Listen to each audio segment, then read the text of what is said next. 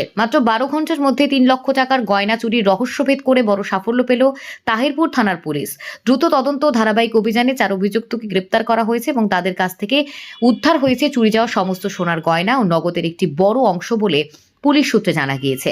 তাহিরপুর থানার ওসি জয় দাস দায়িত্ব নেওয়ার পর থেকে একের পর এক ঘটনা দ্রুত তদন্তের সাফল্য আসছে বলে এলাকাবাসীর দাবি। এই ঘটনাতেও তার নেতৃত্বে বিশেষ টিম গঠন করে অভিযান চালানো হয়, যার ফল মিলেছে অল্প সময়ের মধ্যেই। পুলিশ সূত্রে খবর, বাতকুল্লা নতুন পাতুয়া এলাকায় এক মহিলা থানায় লিখিত অভিযোগ দায়ের করেন। অভিযোগে তিনি জানান, আত্মীয়ের বাড়িতে জন্মদিনের অনুষ্ঠানে যাওয়ার সুযোগে দুষ্কৃতীরা তার বাড়ির তালা ভেঙে নগদ 18,000 টাকা এবং প্রায় 3 লক্ষ টাকা সোনার গয়না চুরি করে নিয়ে যায়। বাড়িতে ফিরে চুরি বিষয়টি বুঝতে পেরে তিনি থানায় অভিযোগ দায়ের করেন। অভিযোগ করার পরেই তদন্ত শুরু করে পুলিশ। বিভিন্ন এলাকায় তল্লাশি ও জিজ্ঞাসাবাদের মাধ্যমে 4 জনকে গ্রেপ্তার করা হয়। পরে তাদের কাছ থেকে চুরি যাওয়া সমস্ত গয়না উদ্ধার করা হয়। পাশাপাশি নগদের প্রায় 10,000 টাকা উদ্ধার করা হয়েছে বলে জানিয়েছে পুলিশ।